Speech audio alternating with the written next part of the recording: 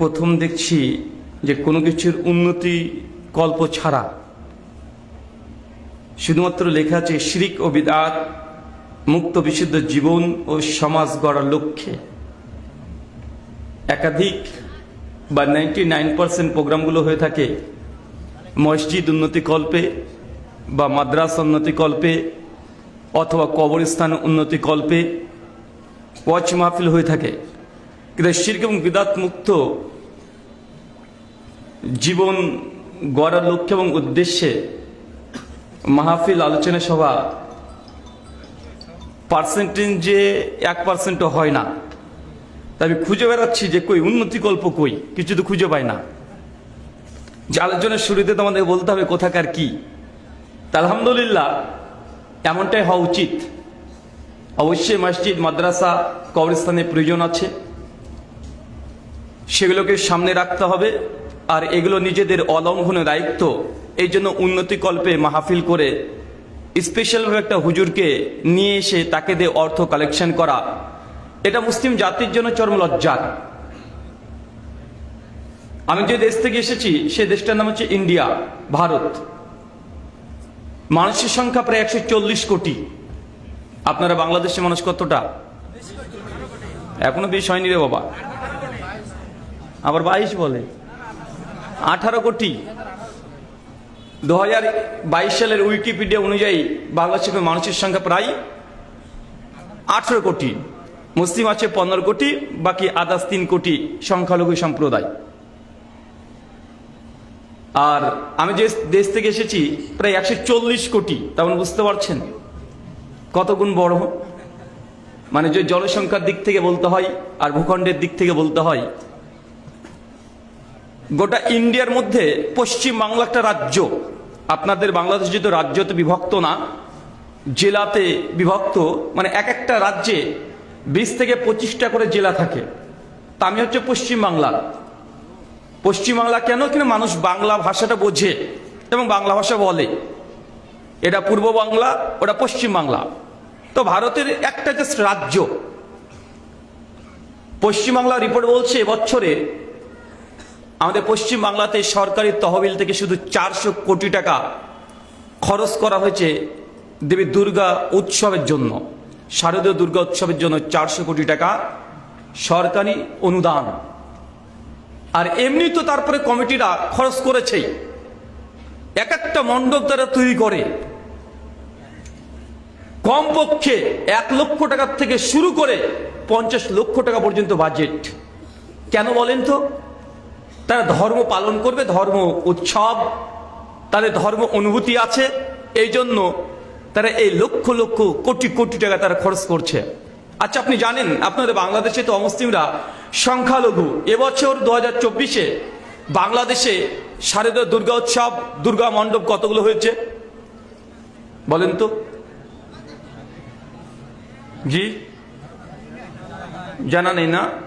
প্রথম আলোর নিউজ অনুযায়ী এবছর বাংলাদেশে হয়েছে প্রায় 24,000। কতগুলো? প্রায় 24,136টা। বাংলাদেশ ছোট্ট একটা জায়গা। আমার প্রশ্ন এটা না যে তারা কতগুলো করছে, আমার প্রশ্ন এইটা যে তারা মাত্র 3টা দিন ধর্ম পালন করবে। কয়টা দিন? 3টা দিন অথবা 4টে দিন। সপ্তমী, অষ্টমী, নবমী, দশমী, একাদশী মানে বিসর্জন। মাত্র 3 থেকে 4টে দিন তারা ধর্ম উৎসব পালন করবে। এর জন্য লাখ লাখ কোটি কোটি টাকা 4টে দিনের জন্য তারা ব্যয় করছে।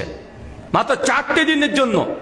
4 দিন পর ওই প্যান্ডেল থাকবে না, যে আয়োজন কিচ্ছু থাকবে না, মূর্তিটাকে তারা ভাসিয়ে দেয়। মাত্র 4টে দিন ধর্ম পালন করার জন্য যদি পশ্চিমবাংলায় 400 কোটি টাকা, আপনার বাংলাদেশেও কয়েকশো কোটি টাকা যদি অমুসলিমরা ধর্মের জন্য অনুভূতি থেকে খরচ করতে পারে, আমরা মুসলিমরা কেন পারবো না? আপনারা দেখেছেন যে কখন অমুসলিমরা নামযজ্ঞ হচ্ছে, তাদের হরিনাম বাসর হচ্ছে, 3 দিন 4 দিন হয় না? দেখবেন হরে কৃষ্ণা কৃষ্ণ কৃষ্ণ হরে হরে, হরে রাম রাম রাম হরে হরে। 3 দিন লাগাতার চলছে। আর এই মজলিসে তাদের এই হরিনাম বাসর তারা কখনো দেখেছেন কোন একটি স্পেশাল পুরোহিত পণ্ডিত ঠাকুরকে ডেকে নিয়ে এসেছে যে ঠাকুর মশাই, আমাদের এই অত্র অঞ্চলে একটা নতুন মন্দির তৈরি করব, তার জন্য একটু আপনি টাকা কালেকশন করে দেন? কখনো দেখেছেন? কেন তাদের মন্দির হয় না? আর আমাদের মসজিদের চাইতে মন্দির তাদের মোটে কম বড় নয়, তাদের ইনভেস্টও কম নয়। তো তারা যদি এরকম কোন আলোচনা সভা ছাড়াই তাদের শ্রোতা যারা আছে তারা যদি নিজেরাই স্বেচ্ছায় দান সাদাকা করতে পারেন, আপনি মুসলমান, আপনি কেন পারবেন না? কখনো খ্রিস্টানদেরকে দেখেছেন? তারা কখনো তাদের ধর্মীয় গুরুদেরকে ডেকে এনে সাধারণ মানুষের কাছ থেকে টাকাকে কিভাবে চাইতে হবে, আরে কত ছলনা করে চাই। মানে আপনি দিবেন 2000, বক্তা হচ্ছে 4000 দিতে হবে, 10,000 দিতে হবে, ও দেবে না, আর কত কি বলছে। আবার কিছু কিছু বক্তা আছে তারা তো মাত্র 200 টাকা পেলেই একদম ওই ব্যক্তিকে মানে এমন ভাবে জান্নাতের দরজা ভেঙে লাথি মেরে ঢুকিয়ে দেবে, ভাবতেও ভাগ লাগে। আছে না ভাইজান? আর কত রকমের যে ছন্দ, কত রকমের যে ছন্দ তারা করছে, এটা মুসলিম জাতির জন্য লজ্জা। পৃথিবীর কোন ধর্মের অনুসারীদের মধ্যে এই আচরণটা দেখা যায় না। আরে আল্লাহর ঘর মসজিদ সারা জীবন থাকবে, 3-4 দিন নয়, তার 4 দিনের জন্য লক্ষ লক্ষ কোটি কোটি টাকা খরচ করে তারা মন্দির করছে। কিন্তু মুসলমান প্রতিষ্ঠিত একটা পাকা মসজিদ হবে, কয়েকশো বছর চলবে, তারপরেও 10 টাকা চাইলে আপনি উল্টো দিক দিয়ে হেঁটে চলে যান। হুজুরকে দেখলেই পালিয়ে বেড়ায় মানুষ, ওই যে হুজুর এসছে মানে টাকা চাইবে। আছে না নাই? মানুষ এখন যতটা না মসজিদ মুখী, তার চাইতে 10 গুণ মানুষ মাজার মুখী। দেখেন মাজারগুলোতে গিয়ে দেখেন, ওকে বলতে হয় না, কেউ বলে না যে টাকা দান করো।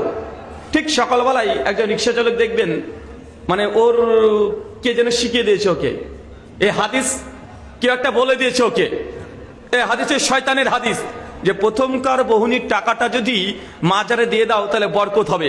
ওই ব্যক্তি সকালবেলায় যে টাকাটা ইনকাম করে প্রথম 10 টাকা ভাড়া, ওটা আলাদা করে পকেটে রেখে দেয়, রেখে দিয়ে যতক্ষণ মাজারে না দিচ্ছে ওই টাকাকে মিশিয়ে দেয় না। আছে না ভাই এরকম? এই যে বাঙালি মুসলিমদের অবস্থা, আল্লাহ এই মুসলিম সমাজকে তুমি বুঝার তৌফিক দান করো, সকলে পড়ি আমিন। সম্মানিত সুধী, বাদ মাগরিব থেকেই বিভিন্ন আলোচক তারা পবিত্র কোরআনুল কারীম এবং হাদিসে মুবারাকা থেকে অনেক গুরুত্বপূর্ণ আলোচনা পেশ করেছেন।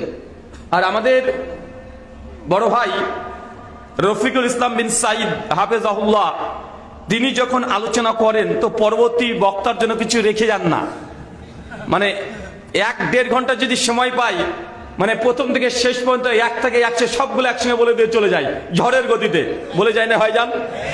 আর কিছু বাকি আছে শুনতে আপনাদের, একদম তৌহিদ থেকে শুরু করে তৌহিদ, শিরিক, সুন্নাত, বিদআত, জায়েজ না জায়েজ, মানে যা আছে গোটা ইসলামটাকে মানে 1.5 ঘন্টায় আপনার মাথায় ইনস্টল করে দিয়েছে। যদি আপনি মানেন তবে কল্যাণকর, আর যদি মানতে না পারেন তাহলে আপনার জন্য বড় একটা বোঝা হয়ে যাবে। মানে হার্ট অ্যাটাক করবে, কি বলে গেল রে, এই সবগুলোকে উল্টো বলে দিল। মানে আমরা যা করি এতদিন সবগুলো ভুল, বাবার কাছে কিছু পাওয়া যাবে না, পীরের দরকার যাওয়া যাবে না, মাজারটাও ভেঙে ফেললো, খাসিটাও দেওয়া যাবে না, আবার তাবিজও পড়া যাবে না, বিড়িও খাওয়া যাবে না, জর্দাও খাওয়া যাবে না। আরে কি করতে হয়, শুধু মসজিদে যেতে হবে। এই ছোট্ট শুধু মসজিদে গিয়ে নামাজ পড়ে এ কেমন ধার্মিক রে ভাই? আমি 5 বার নামাজ পড়বো, এটা কোনো কথা হলো? মানে এমন ভাবে আলোচনা করে দিয়ে সাইজ করে দিয়ে চলে গেছে, মানে এরপরে বাকি আর কিছু আছে বলে আমার মনে হয় না। তা আজকে আমি যে বিষয়ে গুরুত্বপূর্ণ আলোচনা করব, সে বিষয় বর্তমান বাংলাদেশকে সামনে রেখে আলোচ্য বিষয় সমকালীন বাংলাদেশ এবং আপনাদের করণীয় কি। বললাম বলেন তো? এই আলোচনা এবার বাংলাদেশে সে প্রায় অধিকাংশ জায়গায় এই আলোচনাটায় রাখছি, কারণ আহলে হাদিস সমাজে বিশ্বাস করি যে অন্যান্য সমাজের চাইতে আহলে হাদিস সমাজ এই ছোট্ট 6 বছরের ছেলেও তাদের সমাজে 60 বছরের বুড়ো হুজুরের চাইতেও একটা হলো বেশি হাদিস জানে, একটা হলেও কোরআনের অনুবাদ বেশি জানে। এটা আহলে হাদিসরা গর্ব করে বলতে পারবে। বিরোধিতাকারীরা যতই বিরোধিতা করুক না কেন, তারাও বলতে বাধ্য হয় যে আহলে হাদিসকে তুমি যত গালি দেয়, মন্দ দেয়, যাই করো না কেন, এদের মধ্যে 2টো জিনিস খুব ভালো আছে। তার মধ্যে 1, এরা কখনোই শিরিক করে না, 2, কখনো বিদআত করে না। আবার এটাও স্বীকার করতে বাধ্য হয় যে দেখো বর্তমানে আহলে হাদিসরা তারা এই কোরআন এবং হাদিসের মঞ্চে তারা কখনো কোনো বাদরামিকে প্রশ্রয় দেয় না। 3 ফিট বক্তা, 33 ইঞ্চি বক্তা আছে না? নাই কথা বলে? আহলে হাদিস সমাজে আছে? আহলে হাদিস সমাজে এগুলো পাবেন না, নোংরামিগুলো পাবেন না। আর আহলে হাদিস সমাজে ইলমের মার্কাজটাকে ধরে রেখেছে। এই জন্যই বাংলাদেশে 2.5 কোটি থেকে মাত্র 20 বছর দাওয়াতি কাজ করে আরো 1 কোটি বেড়ে 3.5 থেকে 4 কোটি এখন আহলে হাদিস। মানুষ বিরোধিতা করবেই। আল্লাহ নবীর জীবদ্দশায় 23 বছর তিনি দাওয়াতি কাজ করেছেন, 13 বছর প্রকাশ্যে করতে পারেন নাই। সেই 10টা বছর তিনি কঠিনভাবে আলোচনা করেছেন, মানুষের কাছে প্রচার করেছেন, মার খেয়েছেন। দাওয়াতি কাজ যেই করবে তার সঙ্গে এমন আচরণ সমাজে মানুষ করবে, এটাই বাস্তব। যদি আমি দাওয়াত দিয়ে চলে যাই কিন্তু আমার কথা কেউ যদি না রাগে, সবাই যদি বলে হুজুর যা দিল রে হেব্বি দিয়েছে, জানতে হবে আমি দাওয়াত দিতে আসিনি, আপনার মনোরঞ্জন করতে এসেছি। দাওয়াত যখন হক পাবে, শ্রেষ্ঠ শ্রেষ্ঠ মানুষ, আল্লাহ নবীর মতো শ্রেষ্ঠ মানুষ সৃষ্টি জগৎ আর কেউ নাই, তাকেও তার প্রিয় আত্মীয় স্বজন চাচা এরাও ছাড় দিয়ে কথা বলেছে। কথা বলেন, তাইফের ময়দানে মেরে রক্তাক্ত করে দিয়েছে। ওহুদের প্রান্তে 4খানা নবীর পায়ে তীর নিক্ষেপ করেছে, নবী দাঁত মোড়ককে শহীদ করেছে। কে? উম্মত। যে উম্মতের জন্য আল্লাহ নবী কিয়ামতের মাঠে সমস্ত নবীরা যখন একদম সিজদারত অবস্থাতে বারবার আল্লাহকে বলবে ইয়া নাফসি ইয়া নাফসি, আর আমাদের নবী এক কোণা থেকে বলবে ইয়া উম্মতি ইয়া উম্মতি, আমার উম্মত আমার উম্মত। কোন উম্মত? যারা আজকে বিড়ি খাচ্ছে, যারা সুদ খাচ্ছে, ঘুষ খাচ্ছে, গুনাহ কাবিরা করছে, কিন্তু আল্লাহ নবী তারপরে দয়ার নবী তিনি বলছেন আমি যারা কাবিরা গুনাহগার তাদের জন্য কিয়ামতের মাঠে আমি শাফাত করব। কিন্তু বিদআতি ব্যক্তি, শিরককারী ব্যক্তি, আল্লাহ নবী সেই দিন একজন ব্যক্তি যদি ঘুষ খায়, জেনা করে, ব্যভিচার করে, 1 কোটি টাকা ঘুষ খেয়েছে, তারপরে কিয়ামতের মাঠে আল্লাহ সুবহানাহু ওয়া তাআলার কাছে আমাদের নবী আল্লাহর কাছে গিয়ে বলে ইয়া উম্মতি ইয়া উম্মতি, আল্লাহ হে আমার প্রতিপালক, আমার উম্মতের আজ কি হবে, আমার উম্মতের কি হবে? আল্লাহ সঙ্গে বলে ইয়া মুহাম্মদ তুমি শাফাত করো, তোমার শাফাত কাজকে কবুল করা হবে। নবী শাফাতকে কবুল করে আল্লাহ গুনাহগার পাপিষ্ঠ বান্দাকে জান্নাত দিয়ে দিবেন। কিন্তু যে বেদাতি, নবী তাকে দেখার পরে সঙ্গে সঙ্গে বলে সুকান সুকান লিমান গায়রি বাদি, দূর হ, তুই 100 বার হজ করেছিস, আল্লাহ নবী ঘুরে তাকে দেখবেন না। সুদখোরের দিকে তাকাবেন ইনশাআল্লাহ, ঘুষখোরের দিকে তাকাবেন ইনশাআল্লাহ, জেনা ব্যভিচারের দিকে তাকাবেন ইনশাআল্লাহ। নবী শাফাত করবে, জানিয়ে দিয়েছেন সহিহ বুখারী 4678 নম্বর হাদিস। যারা গুনাহ কাবিরা করেছে তাদের জন্য নবী শাফাত আছে। কোরআন মাজিদ শাফাত করবে, স্বয়ং আল্লাহ সুবহানাহু ওয়া তাআলা নিজে এসে শাফাত করে আপনাকে জান্নাত দেওয়ার জন্য আল্লাহ সুবহানাহু ওয়া তাআলা বদ্ধপরিকর। আল্লাহ চান না তার সৃষ্টির কোনো মানুষকে আল্লাহ জাহান্নামে দেবে, এটা আল্লাহ চায় না। তার জন্য কিয়ামতের মাঠে কত পরিকল্পনা আল্লাহ করে রেখে দিয়েছে, কিন্তু তারপরে কিছু মানুষ আছে যারা জাহান্নামে যাবে। কারা? বিদআতকারী আর শিরককারী, বিদআতকারী আর শিরককারী। কিন্তু বাংলার মানুষকে বোঝাতে পারছি না, বাংলার মানুষ বুঝছে না কথাগুলো আমাদের। আজকে যেটাকে তারা ধর্ম মনে করছে, হয়তো এটাই অধর্ম। যেটাকে আমল মনে করছে এটা আমল নয়, যেটাকে দাওয়াত মনে করছে, যেটাকে তাবলীগ মনে করছে ওটা রাসূলের তাবলীগ নয়। মানুষকে এটাই বুঝাতে পারলাম না। মানুষ মনে করছে মন যা চায় তাই করব, এটাই ধর্ম মনে করছে। কি করছে না কথা বলে? যান, আলোচ্য বিষয় চেঞ্জ। আজকে আলোচ্য বিষয় ইবাদত কবুলের শর্ত। কি বললাম? আমি জানি আপনাদের অত্র অঞ্চলে আহলে হাদিসের সংখ্যা নাই, খুবই কম, হাতে গোনা 2-10 জন হয়তো আপনারা আছেন। বাকি আমাদের বিভিন্ন রকমের মুসলিম ভাইরা আছে যাদের কাছে কোরআনের দাওয়াতগুলো এখনো মানুষের কাছে সঠিকভাবে পৌঁছানো হয় নাই। মানুষের গান আর গজল বলে, মিথ্যা কেচ্ছা কাহিনী বলে মানুষকে ভুলে রেখেছে এরা। আজকের আলোচ্য বিষয় কি বললাম? ইবাদত কবুলের শর্ত। ভেবেছিলাম সমকালীন বাংলাদেশ, বর্তমান বাংলাদেশের করণে এটা বলবো, কিন্তু বর্তমান পরিস্থিতি আপনাদের এলাকায় যা শুনলাম, এই আলোচনাকে স্টপ করে দিয়ে ইবাদত কবুলের শর্ত। চাচা, ইবাদত কাকে বলে বলেন তো? একদম ধারাপাত থেকে শেখাবো আপনাকে, একদম ধারাপাত থেকে, একদম ও আ থেকে শুরু করব। আচ্ছা, ইবাদত কাকে বলে বলেন?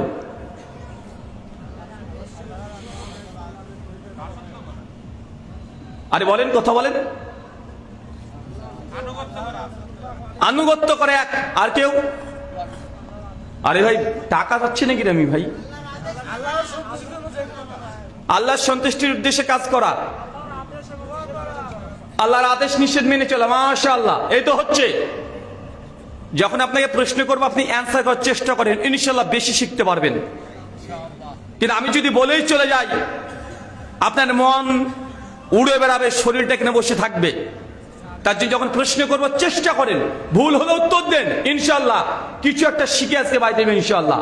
ইবাদত এর বাংলা আবিধানিক অর্থ যদি করা হয় হবে দাসত্ব করা। কি করা?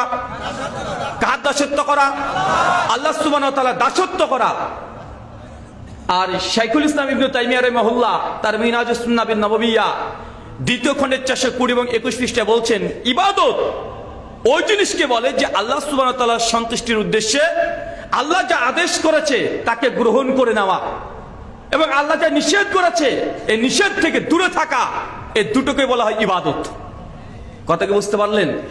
আল্লাহ যা আদেশ করেছে নির্দ্বিধায়, নিঃসংকোচে, প্রশ্ন ছাড়াই আল্লাহর আদেশকে পালন করবেন। কোনো যুক্তি বিদ্যার প্রয়োজন নেই। আমার রব আদেশ করেছে যদি প্রমাণ হয়ে যায় আপনাকে করতে হবে। এটা হচ্ছে ইবাদতের অর্ধেক রূপ। আর বাকি অর্ধেক রূপ আল্লাহ সুবহানাহু ওয়া তাআলা যা নিষেধ করেছে, হারাম করেছে, হারাম থেকে দূরে থাকবেন, এটাকেও বলা হয় ইবাদত। মানে টোটাল 50-50 100% হয়ে গেল এখানে। কিন্তু সমাজে অধিকাংশ মানুষ শুধু মনে করে নামাজ পড়া, রোজা করা, হজ করা, যাকাত দেওয়া এটাকে ইবাদত মনে করে না ভাইজান? কিন্তু আল্লাহ যে হারাম করেছে, হারাম থেকে দূরে থাকার নাম যে ইবাদত, আমরা এটা অনেকেই জানি না। আচ্ছা, নবী আদম আলাইহিস সালামকে আল্লাহ সুবহানাহু ওয়া তাআলা যখন জান্নাতে দেন, ওই জান্নাতকে দিয়ে দিয়েছে, যেখানে মন চায় সেখানে যাও, খাও, পান করো, ওই গাছের কাছে যাবে না। আল্লাহ নিষেধ করেছেন একটা জিনিস, একটা হারাম করেছে না? আচ্ছা, আমাদের আদি পিতা নবী আদম কি করেছিলেন? গাছের কাছে গেছে, ওই গাছের নিকটে চলে গেছে। তার মানে বোঝা যাচ্ছে যে আল্লাহ যেটা নিষেধ করেছে, যেটাকে হারাম করেছে, এটার দিকে এই নবী আদম আলাইহিস সালাম তিনি ধাবিত হয়েছেন। এই ত্রুটির কারণে সৃষ্টি জগৎকে রচনা করা, এই ত্রুটির কারণে আজকে আমরা এখানে পরীক্ষার জন্য আমরা পরীক্ষা দিতে এসেছি। তার মানে বোঝা যাচ্ছে যে আদেশের চাইতে নিষেধের গুরুত্ব অনেক বেশি। আমি জানি অনেক মানুষ আছে 5 ওয়াক্ত সালাত আদায় করে, কিন্তু চাচা বয়স 60 হয়ে গেছে আপনার, এখনো আপনি হাকিমপুরি জর্দা পান ছাড়তে পারেননি। 5 ওয়াক্ত নামাজ পড়েন আপনি, কিন্তু এখন আপনি বিড়ি টেনে চলে যান প্রতিদিন। আপনার সঙ্গে আমার প্রতিদিন দেখা হয়, আমি যখন আলোচনা শেষ করে গাড়িতে উঠে ওই দিক দিয়ে চলে যাব, আপনি আমার সামনে দিয়ে পাশ দিয়ে বিড়িতে একটা টান দিতে দিতে আপনি চলে যান প্রতিদিন। বা আছে না নাই কথা বলেন? মানুষ তার মানে বুঝতে পারেনি। মানুষ শুধু এটাই বুঝেছে যে নামাজ পড়া, রোজা করা, হজ করা, যাকাত দেওয়া এটা ইবাদত, কিন্তু আল্লাহ যেটাকে হারাম করেছে এটাও যে ইবাদত, মানুষেরা বুঝতেই পারেনি। আল্লাহ হারাম করেছে এটা কিছু মনে করে না। চলেন আপনাকে দেখাই। আল্লাহ সুবহানাহু ওয়া তাআলা বলছেন কোরআনুল কারীমে, সূরা বাকারা 188 নম্বর আয়াত, ঘুষ দেওয়া সম্পূর্ণ নিষিদ্ধ এবং হারাম। বা আমাদের জানা আছে না নাই? আছে। একজন যুবক 27 বছর বয়স, চাকরির অফার পেয়েছে, চাকরি নেওয়ার জন্য চলে গেছে। গিয়ে তখন বলছে যে চাকরি নিতে হলে 10 লাখ টাকা ঘুষ লাগবে। ওই যুবক চট করে বলছে, ইন্নী আখাফুল্লাহ, নিশ্চয়ই আমি আমার রব আল্লাহকে ভয় করি, কখনোই আমি ঘুষ দিয়ে তোমার চাকরি নেব না। ইগনোর করে যদি চলে আসে, ভাই বলেন তো এটা আল্লাহর ইবাদত হবে কি হবে না? নামাজ পড়া যেমন ইবাদত, ঘুষ থেকে দূরে থাকা ইবাদত। সূরা বানী ইসরাঈল 17 আয়াত নম্বর 32 আল্লাহ বলছেন, লা তাকরাবুজ জিনা, জিনা যে রাস্তায় আছে তার ধারের কাছেও যেও না। আগামী কয়েক মাস পরেই 14 ফেব্রুয়ারি আসছে। 14 ফেব্রুয়ারি কি গো?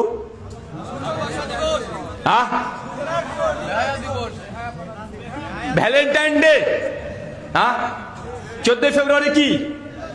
আরে বলেন, লজ্জা পাচ্ছে এরা, এরা লজ্জা পাচ্ছে। আর 14 ফেব্রুয়ারি কি? Valentine day. বাংলাতে কি বলে? ভালোবাসা দিবস।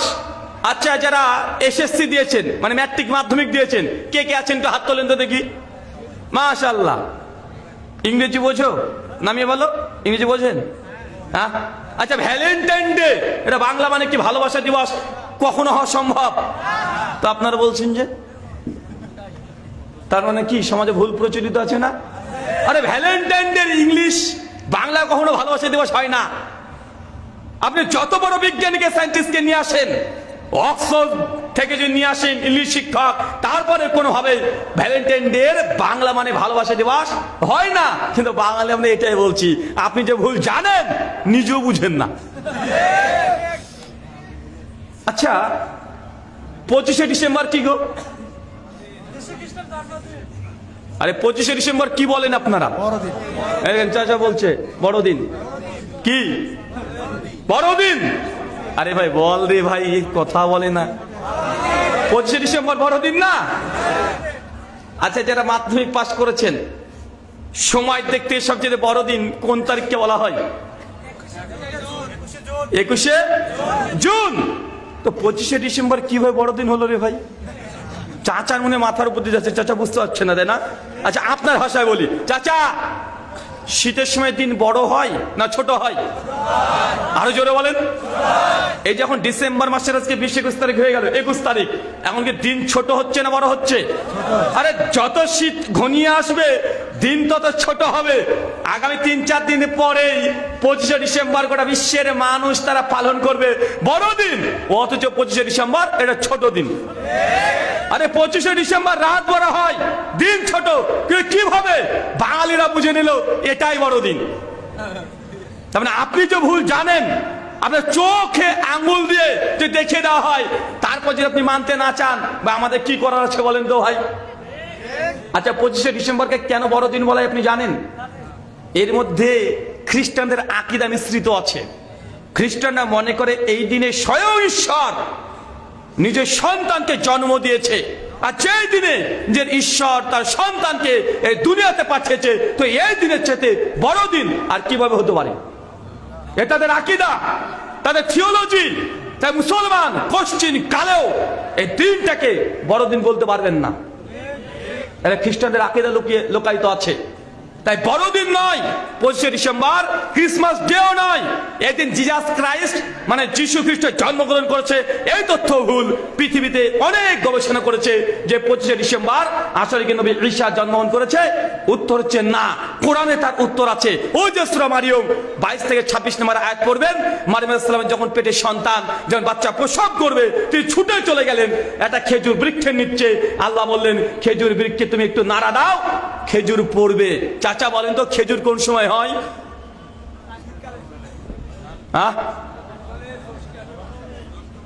আরে শীতকালে না গরমকালে? তো গরমকালে। তো গরমকালে ডিসেম্বর হয় নাকি? তার মানে কোরআনের আয়াত থেকে ইঙ্গিত পাওয়া যায় যে 25শে ডিসেম্বর ঈসা আলাইহিস সালাম তিনি জন্মগ্রহণ করেনি। এটা খ্রিস্টানদের পাতানো ফাঁদ।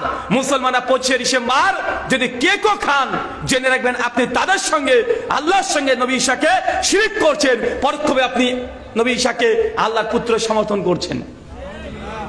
বাঙালিরা খায় কি খায় না? খায় না? তওবা করবেন, আজকে তওবা করবেন। দুনিয়াতে সবচেয়ে বড় যদি কোনো গুনাহ কাবিরা হয়, সেটাকে বলা হয় শিরক। শিরকের ব্যাপারে বিস্তীর্ণ আলোচনা করেছে, আমি সেই দিকে আমি যাচ্ছি না। যদি আপনাকে দুটো আমি দলিল বা প্রমাণ পেশ করলাম যে চাচা আপনি বিশ্বাস করেন, আপনি অনেক কিছু ভুল জানেন, যতক্ষণ এটা মনের থেকে স্বীকার করতে না পাচ্ছেন হক গ্রহণ করতে পারবেন না। আচ্ছা আর একটা আপনাকে বলি, আচ্ছা চাচা ওই মাঠে ক্ষেত খামারে অনেক ডারহাস সাপ ঘুরে বেড়ায় না? ডারহাস সাপ বলেন না, কি বলেন আপনারা? ডারহাস সাপই তো বলেন নাকি? চাচা যখন আপনার গরুটা চড়ে, ওই সময় ডারহাস সাপ এসে আপনার গরুর দুধ খেয়ে পালিয়ে যায় না? আরে বলেন রে ভাই, খায় তো নাকি?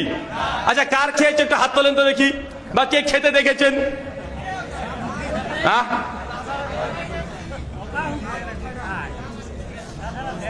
মানে ডারহাস সাপ দুধ খায় সাপের, মানে সাপ গরুর দুধ খেয়ে পালিয়ে যায়, এটা আমরা সবাই জানি, সবাই দাবিও করি। অথচ যারা মাধ্যমিক দিয়েছে তারা জানে যে সাপ কেন 14 গোষ্ঠীকে যে দুধ খাওয়ান, ও দুধ খেতে পারবে না। সাপ দুধই খায় না, ওকে জোর করে খাওয়াতে পারবেন না। জোর করে যদি খাইয়ে দেন ওই 7 থেকে 8 ঘন্টার মধ্যে মৃত্যুবরণ করবে। কেন? কারণ দুধকে হজম করার জন্য শরীরে যে এনজাইমের দরকার, সেলুলোজ দরকার, সাপের চলে সেই এনজাইমই নেই। জোর করে খাইয়ে দেন ওই সাপ মারা যাবে। কিন্তু দেখেন আপনি সাপকে দুধ খাওয়ান, গরু দুধ খেয়ে নিয়ে চলে যাচ্ছে। সমাজে আছে না ভাইজান? মানে এমন এমন জিনিস সমাজে প্রতিষ্ঠিত আছে, কিভাবে যেগুলো পুঁতে আছে মানুষের মন থেকে, হৃদয় থেকে বের করা খুবই মুশকিল। অথচ বিজ্ঞান সায়েন্স সবাই বলছে যে সাপ দুধ খেতে পারে না। চাচা, আগামীকাল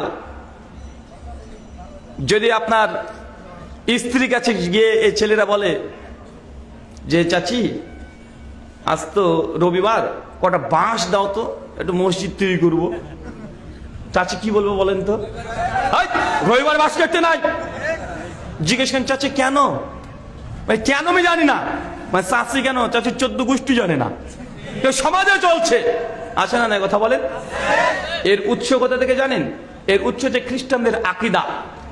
Bible Old Testament book of Leviticus 20 অধ্যায় 2 থেকে 3 নম্বর ভার্স পরিষ্কারভাবে খ্রিস্টানদের ঈশ্বর তিনি বলছেন যে ঈশ্বর 6 দিনে আসমান জমিন সৃষ্টি করে তিনি রবিবারে একদম তার সিংহাসনে বসলেন।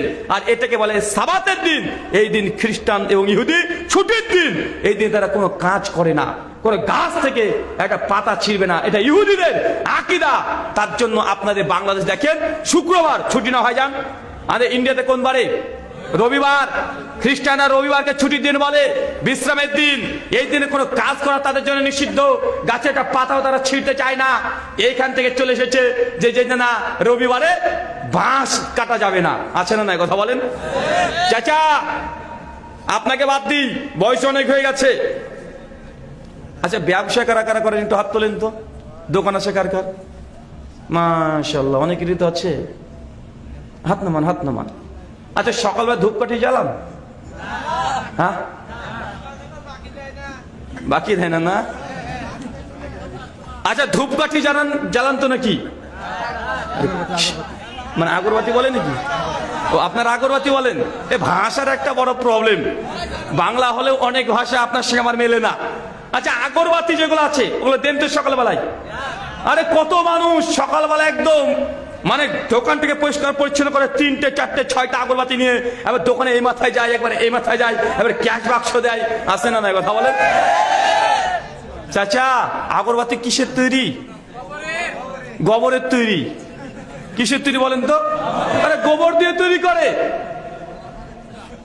আমাদের ইন্ডিয়ার হিন্দু সনাতনী দাদাদের বিশ্বাস যে গরুর মধ্যে 5টা উপাদান আছে। তার মধ্যে গোমূত্র মানে প্রস্রাব এবং গোবর দুটো পবিত্র, আর গরু হচ্ছে তাদের মাতা। তারা এই জন্য সকালবেলায় এই আগরবাতি দিয়ে তাদের মাতার দ্বারা তাদের দোকানের বেচা কেনার বরকত চায়। আপনি আবার কি চান ভাই? বুঝতে পারলাম না মনে হয়। কারণ গোবরকে তারা পবিত্র মনে করে। কি মনে করে? পবিত্র। ওটা মায়েরই অংশ তাদের। এই জন্য ওটা দিয়ে ধূপকাঠি দিয়ে তারা বেচা কেনার জন্য বরকত হয়। এই জন্য তারা এই কর্মগুলো করছে, তাদের আকীদা বিশ্বাস থেকে এসেছে।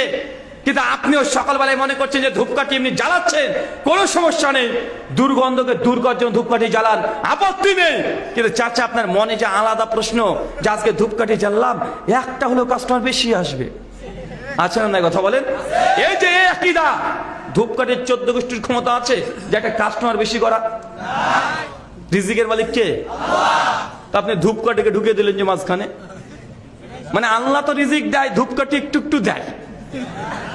হ্যাঁ, মানে আল্লাহ তো দেয়, কিন্তু ধূপকাঠি দিলে মানে ধূপকাঠি জ্বালিয়ে দিলে বেচা কেনা বাড়তে শুরু করে দেয়। মানে ধূপকাঠির একটু ক্ষমতা আছে নাকি?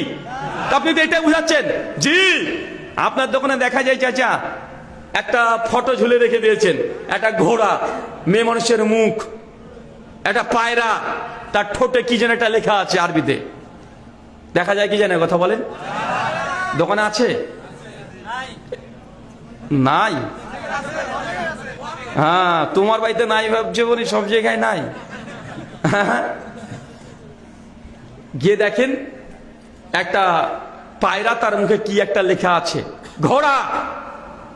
এগুলো ছবি মুসলমান দেখেছে, বাড়িতে অথবা দোকানের প্রতিদিন ধূপকাঠি জ্বালাচ্ছে।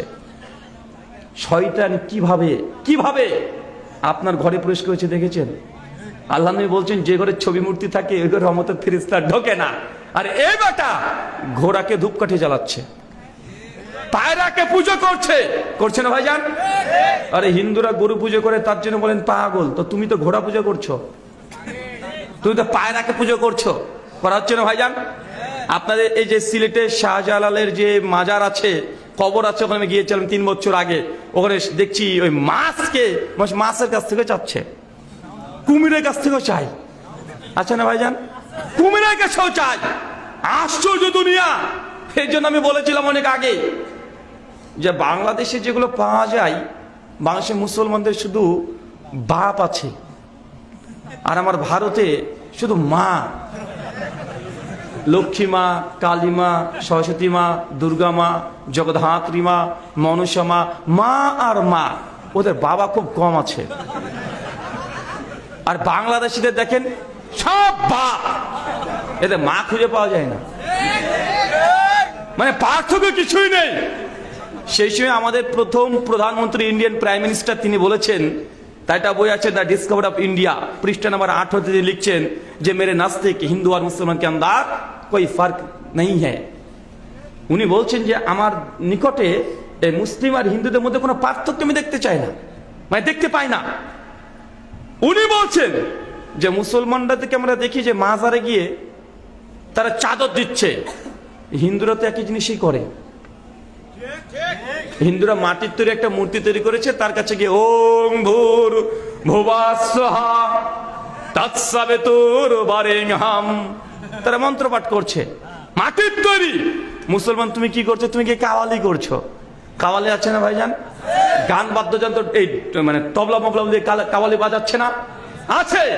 তো মুসলমান আর হিন্দুর মধ্যে পার্থক্য কি পেলেন আপনি? দুই দিকে দেখেন সেম জিনিস, পার্থক্য এটাই, ওদের আছে মা আর আপনার আছে বাপ, ওদেরটা মেয়ে আর আপনারটা ছেলে, ওদেরটা দাঁড়িয়ে থাকে আর আপনারটা শুয়ে আছে, এছাড়া কোনো পার্থক্য পান? আর কোনো পার্থক্য আছে?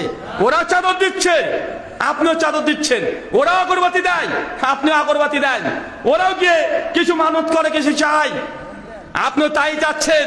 আপনি বলছেন না পীর সাহেবের কাছে তো চাই না, পীর সাহেবকে ওসিলা বানিয়েছি। সনাতনীরা বলছে আরে সরস্বতী ওই তো আমরা ডাইরেক্ট চাই না, আর আমরা ঈশ্বরের কাছেই চাই। সরস্বতী উনি বিদ্যার দেবী। যেসব ছাত্ররা আছে যে বলে মা সরস্বতী তুমি ভগবানের কাছ থেকে আমাকে বিদ্যা দিও, মানে তো মাঝখানে মাধ্যম। মুসলমান মাধ্যম ধরে না? ধরে কি ধরে না? আর ওর সঙ্গে আপনার পার্থক্য কি? আল্লাহ নবী 23 বছর জীবনে মুশরিকদের সঙ্গে এত যুদ্ধ চেদ্দ হচ্ছে কেন? কারণ কি?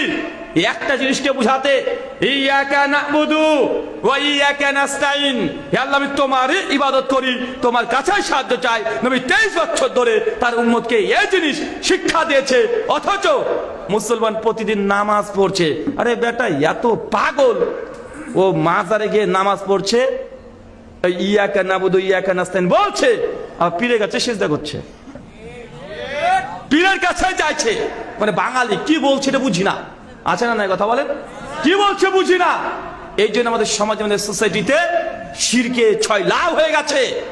14 ফেব্রুয়ারি ভ্যালেন্টাইন ডে, তাই না ভাইজান? সূরা বানী ইসরাঈল আয়াত নম্বর 32 আল্লাহ বলছে লা তাকরাবুজ জিনা, জেনা যে রাস্তায় আছে তার ধারে কাছে যেও না। হঠাৎ করে দেখছেন যে কোন একটা মেয়ে আপনাকে ফোন করেছে, বলছে ভাইয়া কেমন আছেন? আপনি বলছেন মেয়ে মানুষের গলা বা চমৎকার, আপনি কথা আগাচ্ছেন, হ্যাঁ জি ভালো আছি, চলছে কথা। তাহলে কি আয়াতে পুরো আমল হলো? কিন্তু দেখছো একটা মেয়ে মানুষ আপনাকে ফোন করেছে, বলছে ভাইয়া কেমন আছেন? জি আপনি কে? তো ভাই আপনি আমাকে চিনতে পারবেন না, ফেসবুক থেকে নাম্বারটা পেয়েছে। দেখুন আপু আমি আপনাকে চিনি না, আপনার সঙ্গে কথা বলতে পারবো না।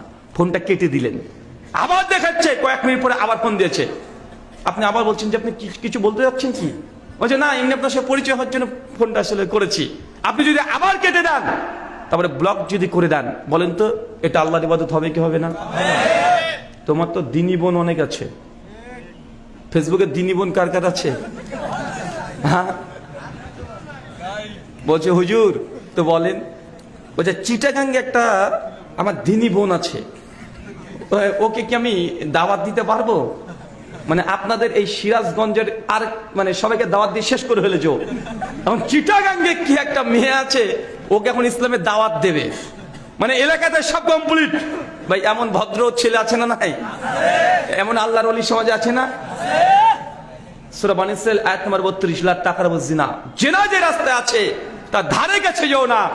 যদি আপনি ওই সময়তে ব্লক করে দিতে পারেন আর স্মরণ করবেন ইন্নী আখাফুল্লাহ, নিশ্চয়ই আমি আমার রব আল্লাহকে ভয় করি, এই ভীতি থেকে যদি আপনি ফিরে আসতে পারেন, জেনে রাখবেন এটাও আল্লাহর ইবাদত।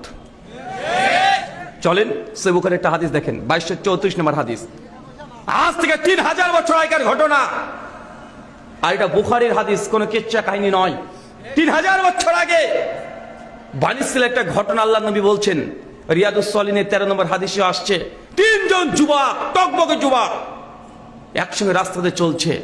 হঠাৎ করে প্রাকৃতিক দুর্যোগ, ঝড় বৃষ্টি শুরু হয়ে গেছে, ধুধু মরুভূমি, চতুর্দিকে অন্ধকার ঘনিয়ে এসেছে, আসমান থেকে বৃষ্টি পড়তে শুরু করে দিয়েছে, ঝড় বৃষ্টি চলছে। 3 জন বন্ধু বাঁচার তাগিদে ছুটতে ছুটতে গিয়ে একটা পর্বত আছে, একটা গিরিপথ আছে, তার মানে একটা ফাঁকা জায়গা আছে, ওই দিক দিয়ে ঢুকে ওই গুহার মধ্যে প্রবেশ করেছে। বলেন তো ভাই কয়জন? 3 জন। তা যখন প্রবেশ করেছে, সঙ্গে সঙ্গে হঠাৎ করে যে গেট দিয়ে প্রবেশ করেছিল, একটা পাথর এসে সে গেটটা লেগে যায়। তা 3 জন একসঙ্গে ভীত সন্ত্রস্ত যে আমরা এই ভেতরে আটকে গেছি। তাই সরানোর চেষ্টা করছে পাথর, করবে সরে না।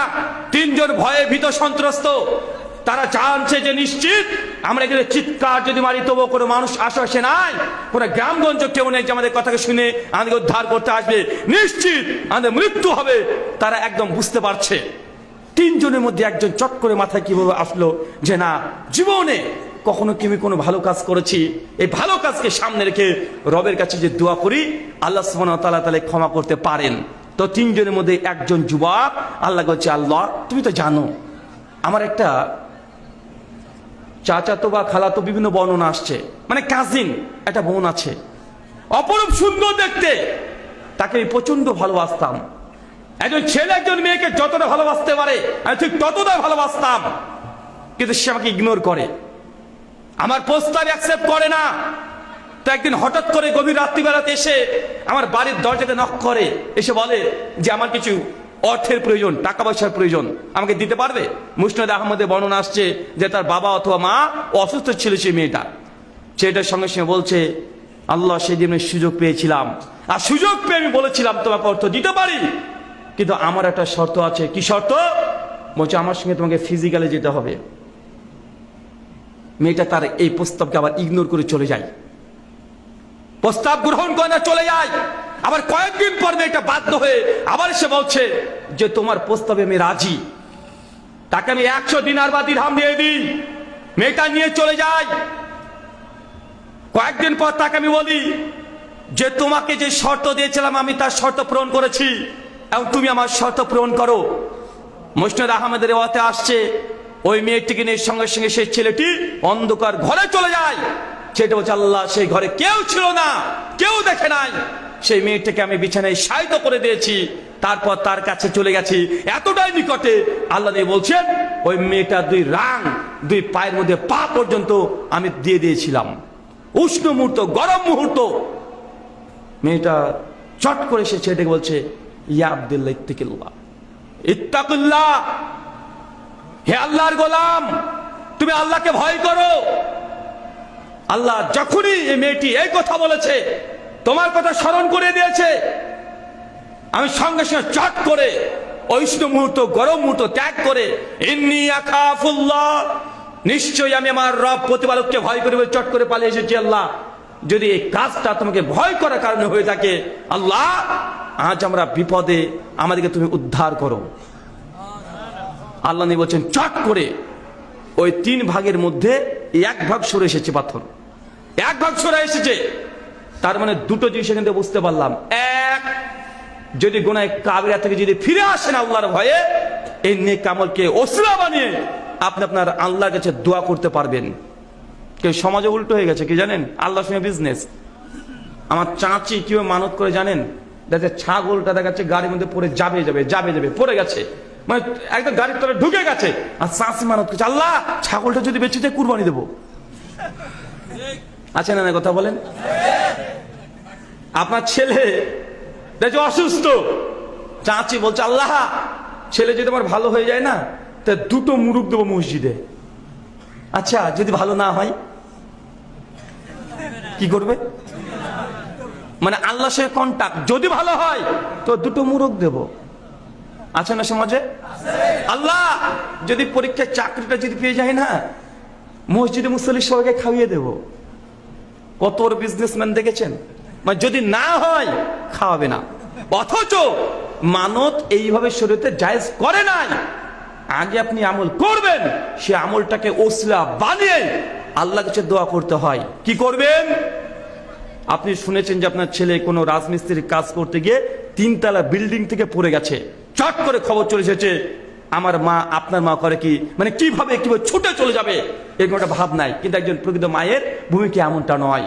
চট করে সে মা আগে গিয়ে অজু করে 2 রাকাত নামাজ পড়ে আল্লাহর কাছে দোয়া করবে, আল্লাহ আমার সন্তান হালাল রিজিকের অন্বেষণে গিয়েছিল, ছাদ থেকে পড়ে গেছে, আল্লাহ তুমি হেফাজত করে, আল্লাহ আমার কলিজার টুকরাকে তুমি সুস্থতা দান করো, তুমি আর শাফি, তুমি সুস্থতা দান করি, আমার রব আমার ছেলেকে তুমি সুস্থ করে দাও।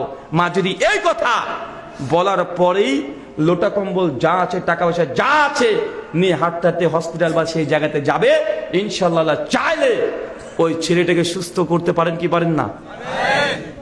হতে পারে 3 তলা বিল্ডিং থেকে পড়ে গিয়ে তার এক পা ভেঙে যাওয়ার কথা, অথচ পা ভাঙে নাই, দেখছে হাত পা একটু লেগে ছাচর খেয়েছে, আরে কমে দিতে পারে কি পারেন না? কথা বলেন। কিন্তু আপনি যত আবেগ দেখান, আপনি বাপ মা জানি কষ্ট পাবেন, কিন্তু আপনি যতই আবেগ দেখান, এই আবেগ দেখিয়ে আপনার রবকে স্মরণ না করে আপনি যদি কোনো পদক্ষেপ নেন, ওই পদক্ষেপে কোনো বরকত পাবেন? কথা বলেন, পাবেন না। তাই মায়েদেরকে বলি, মেয়েরা সব চাইতে এই বেশি মানত করে না ভাইজান? মানে কিছু ঘটলে এই করব ওই করব, জি না। যদি দেখেন আপনার সন্তান অসুস্থ, এখনই 100 টাকা একটা মিসকিনকে দান করে দেন, দান করে আল্লাহ বলেন, আল্লাহ আমার সন্তান অসুস্থ, তুমি আর শাফি, তুমি সুস্থতা দানকারী, আল্লাহ আমার সন্তানের জ্বর হয়েছে, আল্লাহ তুমি জ্বর থেকে তাকে পরিত্রাণ দান করো। আগে ইবাদতকে ওসিলা বানিয়ে তারপরে হবে দোয়া, নচেত আমাদের সমাজে করে দিয়েছে উল্টো, করেছি না? আল্লাহ সুস্থতা দেবেন কি দেবেন আপনাকে টেনশন করতে হবে না, আপনার চিন্তা করতে হবে না। আগে আপনি কাজ করেন। আপনার ছেলে বা স্বামী দেখতে 10 দিন ধরে অসুস্থ বিছানায় শুয়ে আছে, আপনি একটা রোজা মানত করেন যে আল্লাহ আজকে আমি সিয়াম পালন করছি, রোজা করছি। যখন ইফতার করবেন সারা দিন আপনি দোয়া করবেন, আল্লাহ এই সিয়ামে রোজা রাখছি, নফল রোজা, আমার স্বামীকে তুমি সুস্থতা দান করো, আল্লাহ তুমি সুস্থতা দান করো। সারাদিন আল্লাহ দোয়া করেন, ইনশাল্লাহ আপনার স্বামী বা সন্তান যার জন্য এই সিয়ামটা রাখছেন আল্লাহর উদ্দেশ্যে, ইনশাল্লাহ আল্লাহ তাকে পরিত্রাণ দান করবে কি করবে না? কথা বলেন। সব জায়গাতে আমরা উল্টো চলে যাচ্ছি। মানে আল্লাহর নবী আমাদের দিয়েছেন, আমরা ধর্মটাকে করে ফেলেছি নিজের মনের মতো, মানে যেটাতে আমার পছন্দ আমি সেই জিনিসটা বেশি বেশি করি। শরীয়ত কি আছে এটা আমরা জানারও চেষ্টা করি না। আল্লাহ সুবহানাহু ওয়া তাআলা তুমি আমাদের বোঝার তৌফিক দান করে, সকলে বলি আমিন। চাচা, ইবাদতের কয়টা অংশ বলেন তো? আরো জোরে, কয়টা? 2টা। 1, আল্লাহ যা আদেশ করেছে গ্রহণ করা ইবাদত, এর মধ্যে পড়ছে নামাজ, রোজা, হজ, যাকাত, দান, সাদকা। 2, আল্লাহ যা নিষেধ করেছে নিষেধ থেকে দূরে থাকা, এটাও ইবাদত। আপনি জানেন আল্লাহ নবীর হাদিস, কেউ যদি জেনে বুঝে 1 টাকা সুদ খায়, মায়ের সঙ্গে জেনা করলে যে পাপ হয়, আপনি একাই সে পাপ করছেন। হাদিস জানা আছে না নাই? তার মানে সুদ খাওয়া যাবে? আরে সুদ না খাওয়া ইবাদত। আপনি জানেন আপনার বেচাকেনা করার জন্য 20,000 টাকা লাগবে, এটাও জানেন। ওই কি ব্যাংক আপনাদের এলাকাতে আছে, ওইখানে গেলে 20,000 টাকা দিয়ে দিবে ইন্টারেস্ট, সুদের উপরে। কিন্তু আপনি বলছেন ইন্নী আখাফুল্লাহ, হে আমার রব প্রতিপালক, তোমাকে আমি ভয় করি, তুমি হচ্ছে রাজ্জাক, তুমি রিজিক দাতা, আমি সুদ থেকে টাকা নিয়ে আমি ব্যবসা করতে চাই না, তুমি আমার রিজিকটা বৃদ্ধি করো। ও যদি সুদ না নিয়ে ছোট্ট একটা চকলেট বিক্রি করতে শুরু করে দেয়, বরকত পাবে কি পাবে না? কিন্তু বাঙালি মুসলিম ওরা এটা চায় না, চাই আমরা করি এটা। আরে আপনি তো মানে 2টো বেগুনে যদি পোকা লাগে মাঠে, তার জন্য তো আপনি শিরক করে বসে আছেন। মাঠঘাটে দেখা যায় না চাচা, ওই যে একটা কালো হাড়ি, গোল গোল 2টো চোখ, একটা ছেঁড়া পাঞ্জাবি, আর এ দিয়ে রেখে দিয়েছেন। চাচাটা কি কাকতারা হলে তো সমস্যা নেই, চাচা যে এখানে ধারণা করে বসে আছে যে এই যে মুন্ডু দিয়ে দিয়েছি, এখন নজর লাগবে না, আছে না নাই? কথা বলেন, নজর লাগবে না, বেগুনে ফলন বেশি হবে, ধান গম পাট বেশি হবে, বা আছে না নাই কথা বলেন? আছে। আরে রিজিকের মালিক হচ্ছে আল্লাহ, ফসল আল্লাহ দেয়, ওই ভাঙা হাড়ি কিছু দিতে পারে না। আরে মুসলমানের বাচ্চাকে এটাই বুঝাতে পারিনি, ভাঙা হাড়ি ও তো ভাঙা, ও কিছুই দিতে পারে না। এর চাইতে আরো নোংরা কাজ আমরা মুসলমান না করি। মানে যে ন্যাংটা পীরের কাছে দেখেন কুষ্টিয়াতে, ওই লালচে ব্রিজের ওইদিকে চলে যাবেন, ন্যাংটা পীর বাবা, মেয়েরা দলে দলে চলে যাচ্ছে। কেন জানেন? ছেলের আশায়। বিয়ে হয়েছে 4 বছর হয়ে গেল, এখনো ছেলে হয়নি। ডাক্তার 3-4টে দেখিয়েছে, তাও ছেলে হয় নাই। কারণ ওই ন্যাংটা পীরের কাছে কে যেন বলে দিচ্ছে গেলে ছেলে হবে। ও ন্যাংটা পীরের কাছে সামনে একদম বসে আছে ন্যাংটা, আর ওর সামনে গিয়ে ও ছেলের আকাঙ্ক্ষা করছে। আছে না নাই কথা বলেন? আরে ন্যাংটা ওর অনেক বুদ্ধিমান, ও বুঝাচ্ছে আরে কি চাইতে এসছিস আমার কাছে? আরে কিছুই নাই, যা আছে তো দেখতেই পাচ্ছিস, জামা কাপড় ছাড়া কিছুই নাই। তারপরে মুসলমানের বাচ্চা ওইখানে গিয়ে ভিক্ষারির মতো গিয়ে হাত পেতে বসে আছে, আর বিশ্বাস করছে যে না, এই ন্যাংটার কাছে অনেক কিছু ক্ষমতা আছে। আপনি কলকাতায় চলে যাবেন, আমাদের কলকাতাতে নামবেন শিয়ালদা স্টেশনে, রেল স্টেশন, 50 টাকা ভাড়া নেবেন, বলবে যে কালীঘাটে যাব। কালীঘাটে যদি চলে যান, দেখবেন কালীঘাটে ঢুকেই অনেকগুলো নাগা সাধু বসে থাকে। নাগা সাধু বোঝেন? মানে ন্যাংটা সাধু, ওদেরকে দিগম্বর বলে, একদম উলঙ্গ। আপনার পীর সাহেব আর কি করে রে ভাই? আপনার পীরের আর কি কারামত? ওই ন্যাংটা সাধুদের ভয়ঙ্কর ভয়ঙ্কর কারামত আছে। 6 মাস 7 মাস 10 মাস ধরে তপস্যা করছে, চলছে উলঙ্গ, খাওয়া দাওয়া কিচ্ছু লাগে না, ধুলোবালি মেখে বসে আছে। এখন ইউটিউব গুগল সার্চ করেন দিগম্বর বা নাগা সাধু, লিখলে দেখবেন চুল, মানে একদম চুন দিয়ে ধুলো দিয়ে বালি দিয়ে করে শরীরকে লিপটিয়ে রেখেছে। মানে ওদের কাছে হিন্দু মহিলারা যায়, বাচ্চাও পায়। তো আপনার পীরও দেয়, হিন্দু পণ্ডিতও দেয়। তো আপনার পীর সাহেবের সঙ্গে পার্থক্য কি ঘটলো? আছে না নাই কথা বলেন? আপনি বলছেন না পীরের অনেক কারামত, 6 বছর ধরে বাচ্চা হচ্ছিল না, গিয়েছি, আর পীর সাহেব নাকি বাচ্চা দিয়ে দিয়েছে। তো এই দাবিগুলো তো আমাদের এই ভারতের হিন্দু পণ্ডিতরাও করে। তাদের কাছে তো মেয়েরা যায়, তাদের কাছে তো বিভিন্ন বালা মুসিবত নিয়ে যায় হিন্দু পণ্ডিত সাধুদের কাছে, তারাও তো কাজ করে দিচ্ছে। এখন কোন অলৌকিক কাজ মানে আপনি মনে করছেন সে ব্যক্তি আল্লাহর ওলি হয়ে গেছে, মনে রাখবেন অলৌকিক কাজ এটা অলির পরিচয় নয়। অলৌকিক কাজ শয়তানও করে দেখাতে পারে। অলৌকিক কাজ যদি হকের মানদণ্ড হয়, এখন অলৌকিক কাজ এই দেখেন কুত্তা করে গেল। অলৌকিক কাজ যদি হকের মানদণ্ড হতো, ভাই বলেন তো আবু বকর রাদিয়াল্লাহু আনহু উনি কি কম বড় আল্লাহর ওলি ছিল? কথা বলেন, কথা বুঝতে পারলেন না? আবু বকর রাদিয়াল্লাহু আনহু সিদ্দিক আকবর, প্রথম খলিফা, উনি কি আল্লাহর ওলি কি ওলি না? কটা অলৌকিক কাজ আছে? কটা কারামত আছে? আচ্ছা ওমর বিন খাত্তাব, তিনিও তো আল্লাহর ওলি, তিনি আল্লাহর ওলি না? কেউ যদি বলে ওমর বিন খাত্তাব আল্লাহর ওলি না, বেটা তুই তাহলে শয়তানের ওলি। ওমর বিন খাত্তাব তার কয়টা অলৌকিক কাজ আছে? কয়টা আছে? খুঁজে দেখেন, খুঁজে পাবেন না। কিন্তু এটা পাওয়া যায়, ওমর ইবনুল খাত্তাব যখন জামাতে ইশার সালাত আদায় করছে, সরি ফজরের সালাত, পেছন থেকে আবু লুলু অস্ত্র নিয়ে জামাতে দাঁড়িয়ে আছে। নামাজ শেষ হতে না হতেই ওমর বিন খাত্তাবের পেছন থেকে একদম ছুরিটা চালিয়ে দিয়েছে। ওমর বিন খাত্তাব রক্তাক্ত অবস্থায় উল্টে পড়ে গেছে। যখন জ্ঞান ফিরেছে তখন বলছে আমাকে কে হত্যা করলো? মানে ওমর বিন খাত্তাব, তাকে যে পেছন দিয়ে যেন হত্যা করছে তিনি বুঝতে পারছে না। আর আপনার পীর সাহেব সমস্ত গায়েবের খবর দিয়ে দেয়, সব গায়েবের খবর দিয়ে দেয়। ওমর বিন খাত্তাব বুঝতে পারছে না। আলী বিন আবি তালেবের কয়টা কারামত আছে? ওসমান বিন আফফানের কয়টা আছে? আবু হুরায়রার কয়টা আছে? জাবের বিন আব্দুল্লাহর কয়টা আছে? হাজার হাজার নবীর সাহাবী যাদেরকে নবী আল্লাহ নবী সবসময় বসে থাকতেন, দাস দিতেন, কথা বলতেন, যুদ্ধের সঙ্গী, রাতের সঙ্গী, দিনের সঙ্গী, রাস্তার সঙ্গী, সব সময়কার সঙ্গী, তাদের এত অলৌকিক কাজ নাই। কিন্তু আপনার পীর সাহেবের অনেক কিছু আছে। অলৌকিক কাজ কি মনে করছেন যে আপনি এই সত্যর মিথ্যার মানদণ্ডকারী? মনে রাখবেন আল্লাহ কারামত দেখিয়ে দিতে পারে, আমরা কারামতকে অস্বীকার করি না, কিন্তু কারামতের নামে বদমাইশি, মিথ্যা কথা বলা, এগুলোকে বন্ধ করতে হবে। কারামত কি? কারামত এটা আহলুস সুন্নাহ ওয়াল জামাতের আকীদা না। কারামত সত্য, আল্লাহ কোন বান্দাকে হঠাৎ করে কারামত দিয়ে দিতে পারে। তো কারামত কোনটা বুঝবেন কিভাবে? দুটো শর্ত মনে রাখেন। এক, আল্লাহ সে ব্যক্তির মাধ্যমে কারামত ঘটে দিচ্ছে, সে নিজে বুঝতে পারবে না যে কারামত ঘটে গেছে। কথা মনে বুঝতে পারলেন মনে হয়? কারামত দুই, কারামত কারো পৈতৃক সম্পত্তি না, যখন মন চাইবে তখনই করে দেব, এটা আমার পৈতৃক সম্পত্তি না। যাই বিপদে পড়েছি ইচ্ছাকৃত মানে নিজের পৈতৃক সম্পত্তি মতো আমি কারামত দেখিয়ে দিব, এই অধিকার আল্লাহ কারামতের মধ্যে দেয় না। উদাহরণ, আচ্ছা নবী মুসা আলাইহিস সালামের কথা মনে করেন তো একটু। ফেরাউনের কাছে চলে গেছে, ফেরাউনের বড় বড় সাপ টাপ দেখে মুসা ভয় গেছে, আল্লাহ কত বড় বড় সাপ। আল্লাহ মুসা হাতে কি লাঠি, ফেলে দাও, ফেলে দিয়েছে, সাপ হয়ে গেছে। মুসা নিজে পালিয়ে এসেছে। তেমন নবী মুসা আলাইহিস সালামের মধ্যে কারামত ঘটে গেছে, মুজিজা ঘটে গেছে, নবী মুসা আলাইহিস সালাম নিজে বুঝতে পারছে না, ঘটার পরে বুঝতে পারছে যে মুজিজা ঘটলো, অলৌকিক ঘটলো, কারামত ঘটে গেল। তার মানে এই কোরআনের আয়াত থেকে বোঝা যায় যে কারামত যার মাধ্যমে হবে সে নিজেই বুঝতে পারবে না, আগে থেকে তার জানা নেই, হয়ে যাওয়ার পরে বুঝতে পারবে যে কারামত ঘটলো। কত থেকে বুঝতে পারলেন? দুই, কারামত সে ব্যক্তির নিজস্ব পার্সোনাল সম্পত্তি না, যে যখন ইচ্ছা তখনই ব্যবহার করবে। আরেকটা ঘটনা দেখেন, মুসা আলাইহিস সালামের ঘটনা আবারও আছে।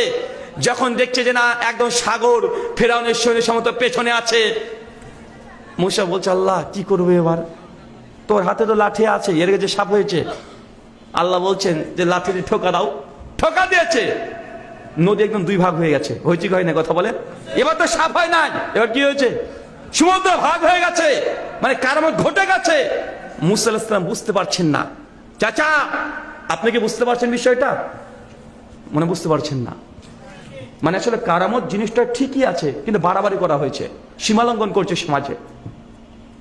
মানত জিনিসটা আছে, কিন্তু সমাজে এটাকে উল্টো করে ব্যাখ্যা করছে। কেন? টাকা পয়সা রোজগার করার জন্য, মানুষের টাকাকে আত্মসাৎ করার জন্য। কারামত কোন ব্যক্তির পার্সোনাল সম্পত্তি না। দুই, কারামত যার মধ্যে হবে সে নিজেই জানবে না। তিন, হয়ে যাওয়ার পরে বুঝতে পারবে যে কারামত ঘটে গেল। কেউ যদি বলে যে আসো আমি এই কাজটা করে দেখাবো, এ হচ্ছে ভণ্ড। এ কি বলেন? এ হচ্ছে ভণ্ড। কারণ কারামত আল্লাহই হবে, ব্যক্তিগত মালিকাধীন আল্লাহ করেন না। আল্লাহ সুবহানাহু ওয়া তাআলা তুমি বুঝা তৌফিক দান করো, সকলে পড়ি আমিন। চাচা আপনার সন্তান যদি অসুস্থ হয় আপনি কি করেন? তাবিজ লটকান?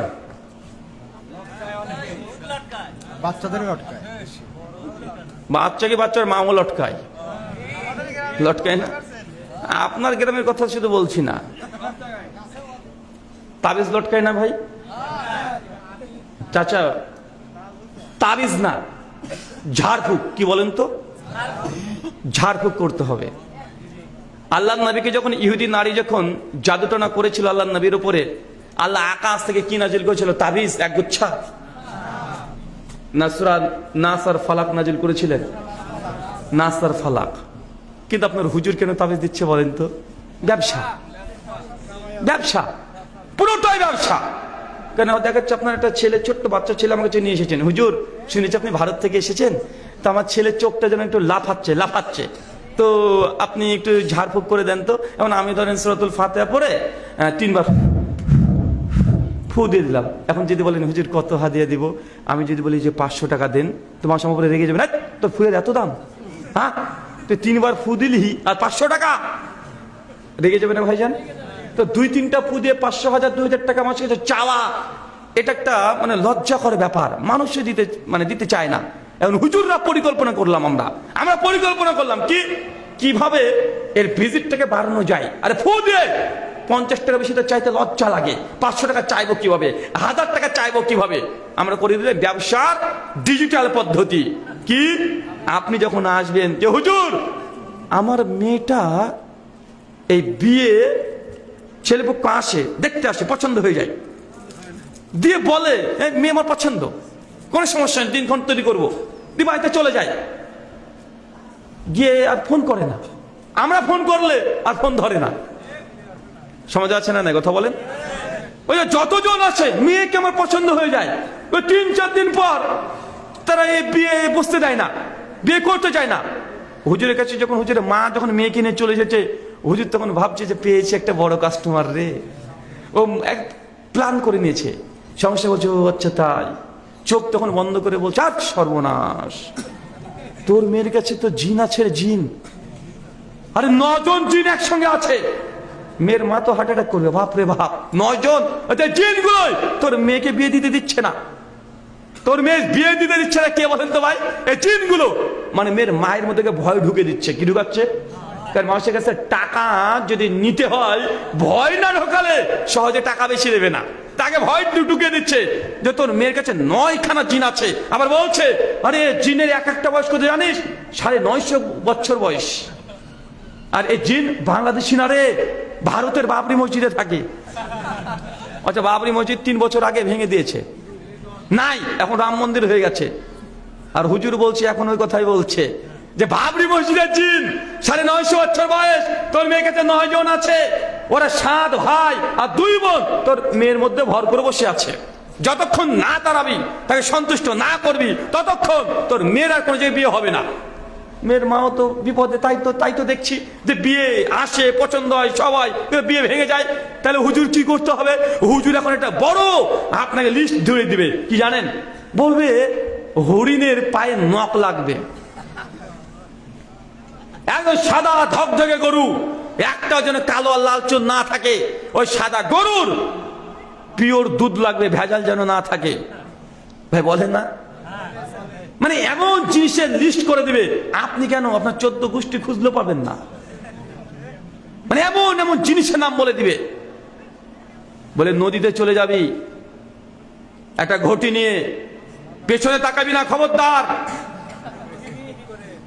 সূর্য ডুবার পর পর যেতে হবে, সোজা চলে যাবি, এক নিঃশ্বাসে ডুব মেরে পুরো ঘোড়াটাকে লোড করতে হবে, নিঃশ্বাস ফেলা যাবে না।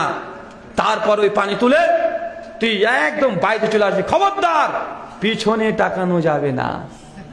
আছে না নাই কথা বলেন?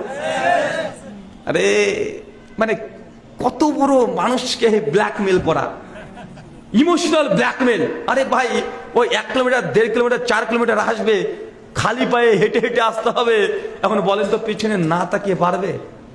আর মানুষকে আপনি যেটা নিষেধ করবেন, মানুষের সাইকোলজি এটাই, মানুষ সেটাই করবে বারবার। করবে কি করবে না কথা বলেন? ওই যে নবী আদমকে বলেছে গাছের কাছে যাবে না, আর হাওয়া আলাইহিস সালাম এসে বলছে আদম চলেন না যাই, চলেন।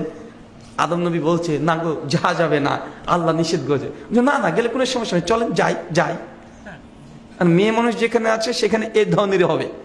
তো মানুষকে যখন আপনি নিষেধ করে দিবেন না যে পিছনে তাকাবেন না, তাকালে কিন্তু এই তাবিজের কাজ হবে না, ও কিন্তু এবং কাঁত হয়ে তাকাবে। মানে এটা মানুষের সাইকোলজিকে নিয়ে খেলা, মানুষের মস্তিষ্ককে এইভাবে তারা হিপনোটাইজ করার মতো মানুষকে করে ফেলছে। আছে না নাই সমাজে? তারপরে বলবে দেখ, পুরাতন কবর থেকে 1 মুষ্টি মাটি নিয়ে আসতে হবে, রাত 12টার পরে, পিছনে তাকানো যাবে না। ভাই বলে কি বলেন না কথা বলেন? এইগুলো হচ্ছে যারা এই হুজুর তাবিজ দেয়, ভয়ঙ্কর ভয়ঙ্কর তাবিজ, এগুলো হচ্ছে তাদের কি, এইগুলো হচ্ছে তাদের হচ্ছে ঔষধ, মেডিসিন। এখন আপনি বলবেন যে হুজুর এটা কি সম্ভব কবরের মধ্যে ঢোকা রাত 12টার পরে? ওই যে অমাবস্যা রাতে যেতে হবে, অমাবস্যা মানে মা কালী জিব্বের দাঁড়িয়ে থাকে। সমাজে আছে না ভাইজান? এখন আপনি বলছেন যে হুজুর আমাদের তো সম্ভব না, তাই হয় নাকি? করতেই তো হবে, নচেত হবে না। ওই যে হুজুর একটু ব্যবস্থা করেন না, আপনি তো সবই পারেন, হুজুর একটু করেন না। আচ্ছা ঠিক আছে, তোর এক কাজ কর, আমাদের ওই যে ছেলেটা আছে, তাহলে ওকে এইসব জিনিসগুলো ম্যানেজ করতে বলছি আমি, কিন্তু ওকে কিছু খরচ দিতে হবে। বলছে হুজুর কত লাগবে? 5,000 টাকা দিস, এত জায়গায় যেতে হবে। 5,000 টাকা কথা বুঝতে পারলেন ভাইজান? 5,000 টাকা এখানে ফিক্সড হয়ে গেছে। টোটালি ব্যবসা চলছে, মানুষকে ভয় দেখিয়ে টোটালি ব্যবসা, কিছুই করে না। ওইটা 5 টাকা দিয়ে এটা তাবিজের ঢোকটাকে কিনে মাটি টাটি ঢুকিয়ে দিয়ে আপনার কোমরে বেঁধে দিয়েছে, কোনো কাজ নাই। দেখে আল্লাহ এমনি আপনাকে সন্তান দিয়েছে, আপনি বললেন সন্তান হয়ে গেছে, বা এমনি বিয়ে হয়ে গেছে, ভাবছে বিয়ে হয়ে গেছে। এমন আছে না সমাজে? আছে। মানুষকে ভয় দেখে অর্থ উপার্জন করা, এটা হচ্ছে আমাদের হুজুরদের এটা কলা কৌশল। কিন্তু আল্লাহ নবী তিনি আমাদের শরীয়ত যেটা দিয়েছে, ঝাড় ফুঁক করতে হবে। কি করতে হবে কথা বলেন? বলছে হুজুর আমার বাড়িতে যেটা ভয় ভয় লাগে, সবসময় ভয় ভয় লাগে, হুজুর বাড়িটাকে বন্ধ করে দেন। হুজুর আরেকটা নতুন কাস্টমার পেয়েছি, এবার বাড়ি বন্ধ করতে হবে। চাচি বাড়ি বন্ধ করার জন্য বেশি কিছু করতে হয় না, গোপন তথ্য ফাঁস করে দিচ্ছি, ওটা আপনি নিজেই করতে পারবেন। কি করবেন বলেন তো? প্রত্যেক 5 ওয়াক্ত নামাজের পরে আয়াতুল কুরসি পড়বেন। কি পড়বেন? কথা বলেন। আয়াতুল কুরসি পড়বেন। প্রতিদিন রাত্রিতে ঘুমানোর সময় সূরা ইখলাস, সূরা নাস, সূরা ফালাক এই 3টে পড়বেন। সূরা বাকারার শেষ যে আয়াত 2টা আছে ওইটা পড়বেন। প্রতিদিন পড়েন, এটা আমল করেন। বাড়ির যে কেউ সবাই মিলে যদি আমল করেন, ইনশাআল্লাহ জিন শয়তান তো দূরের কথা, চোর ডাকাতও আপনার বাড়িতে ঢুকতে পারবেন ইনশাআল্লাহ। আল্লাহ নবী বলেছেন, যে বাড়িতে সূরা বাকারার শেষ 2টা আয়াত যদি পাঠ করা হয়, আয়াতুল কুরসি যদি পাঠ করা হয়, তা চোর ডাকাত আপনাকে অনিষ্ট করতে পারবে না। ওই যে আবু হুরায়রার হাদিস মনে পড়ছে না? ওই যে গনিমতের মাল চুরি করতে আসছিল বারবার শয়তানে, আয়াতুল কুরসির ফজিলত দিয়ে গেছে। বাড়িতে যদি চোর ডাকাত থেকে যে রক্ষা পেতে চান, আয়াতুল কুরসি প্রতিদিন পাঠ করবেন। বাড়িকে আপনি মনে করছেন যে না জিন শয়তানের উপদ্রব হতে পারে, এটা অস্বাভাবিক কিছু না, এর জন্য হুজুরের কাছে গিয়ে 1000 টাকা খরচ করে বাড়ি বন্ধ করতে হবে এমনটা না, এটা আপনি করতে পারবেন। আপনাকে প্রেসক্রিপশন দিয়ে দিলাম, আমল করেন, ইনশাআল্লাহ ফল পাবেন। মায়েদেরকে একটা কথা বলে যাই, বাচ্চাকে মাগরিবের আজান হওয়ার পরে এশা পর্যন্ত বাড়ি থেকে বের করবেন না। মুসনাদে শাফি, মুসনাদে শিয়াবের সেই হাদিস বর্ণনা আছে। আল্লাহ নবী বলেছেন, এই সময় বেশি জিন আর শয়তানের উপদ্রব বেশি হয়। মাগরিব থেকে এশা ছোট আপনার সোনামণি বাচ্চা শিশুদেরকে বের করবেন না। যদি বের করা জরুরি হয়ে যায়, সূরা ইখলাস একবার, নাস একবার, ফালাক একবার, আয়াতুল কুরসি একবার পাঠ করে বাচ্চাকে ফু দেবেন। 3 বার ফু দিয়ে তারপরে বের হবেন। ইনশাআল্লাহ ইনশাআল্লাহ জেনে রাখেন, জিন শয়তান আপনার সন্তানের ক্ষতি করতে পারবে না। যদি ভয় লাগে বাড়িতে সালাম দিয়ে প্রবেশ করবেন, জানলা বন্ধ করবেন সালাম দিয়ে, দরজা বন্ধ করবেন সালাম দিয়ে, বিসমিল্লাহ বলে জানলা এবং দরজাকে বিসমিল্লাহ বলে বন্ধ করবেন। ইনশাআল্লাহ শয়তান আপনার বাড়িতে থাকা তো দূরের কথা, বাইরে থেকে ভেতরে কি ঘটছে দেখতেও পাবে না। মানে বুঝতে পারলেন না মনে হয়? আমি চাচ্ছি ভাই বলেন তো, আমরা যদি এই তাবিজের ব্যবসা করতাম তাহলে আমাদের লাভ না লস? তো আপনাকে তাবিজ নিতে নিষেধ করছে কেন? আরে ভাই আল্লাহি, আল্লাহর কসম, এটা শরীয়ত না। এই তাবিজ নিলে আপনি জাহান্নামে যাওয়ার কারণ হয়ে যেতে পারে। যেগুলো সুন্নাতি দোয়া আছে, নবী আমাদের শিখিয়ে দিয়েছেন, ওই দোয়াগুলো করেন, জিকির করেন, আজকার করেন। ওই জন্য হুজুরের কাছে আপনাকে যেতে হবে না। এই দোয়া জিকির আজকার গুলো আপনি নিজেই করতে পারবেন। যদি করেন আপনি ফলাফল পাবেন। একদিন করলে পেয়ে যাবেন এমনটা নয়, আপনি করতে থাকেন, ইনশাআল্লাহ আল্লাহ আপনার এই দোয়ার মাধ্যমে বরকত দিবেন। ইনশাআল্লাহ দেবে কি দেবে না কথা বলেন? বিশ্বাস আছে না? দেবে। আল্লাহ সুবহানাহু ওয়া তাআলা এই ছোট ছোট আমলগুলো প্রত্যেক পরিবারে সবাইকে করার তৌফিক দান করো। সকলে পড়ি আমিন। আমরা তো বাঙালি মুসলমান, আমরা আমল করব, কোথায় কি বলতে হয় তাই জানি না। একজনকে বলছি, ভাই কেমন আছিস? বলছি ইনশাআল্লাহ। ভাই আছে না? কেমন আছেন ভাই? বলছি ইনশাআল্লাহ। মানে ইনশাআল্লাহ যে কখন বলতে হয় এটা বাঙালি জানি না। এরকম বাঙালি আছে না? চাচা 3টে জিনিস শিখিয়ে দিই, আমি আগে থেকে বলেছি আপনাকে ধারাপাত শেখাবো। ধারাপাত, ওয়া আ হস্যয় দীর্ঘয়। কঠিন যদি বড় যদি ইলমে আলোচনা করতে যাই আপনার মাথার উপর দিয়ে চলে যাবে। ইনশাআল্লাহ ওই সময়তে বলতে হয় যে কাজটা ভবিষ্যতে করবেন। কথা কি বুঝতে পারলেন? চাচা বলেন তো কখন বলতে হয়? এবার যে কাজটা ভবিষ্যতে করবেন। ভাই ঢাকাতে যাবি নাকি? ইনশাআল্লাহ যাবো। ভাই ওই 10 কেজি চাল তুই ধার নিচে, টাকা কখন দেবে? ঠিক আছে ইনশাআল্লাহ আমি আগামী কাল দেব। এই যে আগামী কাল মানে ভবিষ্যতে, 10 সেকেন্ড কিছু পরে করতে হলেও ভবিষ্যৎ মানে ইনশাআল্লাহ বলতে হবে। কথা বুঝতে পারছেন? আচ্ছা বলেন তো মাশাআল্লাহ কখন বলে? দেখছে আপনার ছেলেটা অনেক সুন্দর আল্লাহ দিয়েছে, কেউ যদি এসে বলে এই তোর ছেলেটা অনেক সুন্দর রে, হেব্বি লাগছে দেখতে, একদম কিউটের ডুব্বা, ওকে ঠাঁটে একটা থাপ্পড় মার, আগে মাশাআল্লাহ বল, মাশাআল্লাহ বল। যদি মাশাআল্লাহ না বলে শুধু তার প্রশংসা করে চলে যায়, আপনার ছেলের প্রতি তার নজর লেগে যেতে পারে। কি লাগতে পারে? কথা বলেন। নজর লেগে যেতে পারে। আর আইনুন হাক্কুন, নজর লাগা সত্য, সে বুখারী বর্ণনা। আল্লাহ বলেছেন নজর লাগা সত্য, আর নজরের শেষ পরিণতি কবর মানে মৃত্যু। তাই কোন সুন্দর যদি জিনিস দেখেন, সুন্দর একটা বাড়ি দেখেছেন, মাশাআল্লাহ বলেন আগে, তারপরে বলেন চমৎকার বাড়ি হয়েছে, অনেক সুন্দর, মাশাআল্লাহ, কত সুন্দর টুকটুকে সন্তান তোর আল্লাহ তোকে দিয়েছে। যে কোনো সুন্দর জিনিস দেখলে মাশাআল্লাহ বলবেন। কিন্তু আপনাদের বক্তব্য বলেছে কি যেন নাম বললাম না, বলছে আল্লাহর এই সৃষ্টির মধ্যে কি একটা নায়িকার নাম যে বললো রে বাবা, বলছে ওকে আল্লাহর নাম নিয়ে দেখে মাশাআল্লাহ সুবহানাল্লাহ বলতে। কত দূর চলে গেছে মানুষ দেখেছেন? তাই বলে তুমি এবার চলে যাবে কালকে সুন্দর একটা দেখবা, তুমি বলে মাশাআল্লাহ কত সুন্দর দেখতে, ওইগুলো না। সূরা নূর আয়াত 30 আল্লাহ বলেছেন পুরুষ মানুষ নারীকে দেখলে দৃষ্টি নত রাখবে, তুমি ওখানে মাশাআল্লাহ বলতে পারবে না, বউকে গিয়ে বলবে প্রতিদিন মাশাআল্লাহ কত টুকটুকে বউ আমার, কি সুন্দর লাগছে, তোমার ঠোঁটটা কত সুন্দর, তোমার চুলগুলো যখনই চুলের সেন্ট পাই আমি পাগল হয়ে যাই। যত বলবেন তত ভালো, তত ভালোবাসা বৃদ্ধি পাবে, একে অপরের প্রতি মহব্বত বেশি হবে। কিন্তু আপনি যদি আগে যদি রাস্তাঘাটের যদি হুজুর বলে দিয়েছে বলে দেখেন আর মাশাআল্লাহ সুবহানাল্লাহ বলেন, হবে কথা বলেন? নিজেরটাকে বলেন, প্রতিদিন বউকে গিয়ে আই লাভ ইউ একবার নয় 100 বার বলেন, আপত্তি কিছু নেই। পাশের বাড়ির ভাবিকে আবার বলতে চান না, কারণ আপনারা উল্টো জায়গাতে বেশি বলেন। আচ্ছা চাচা,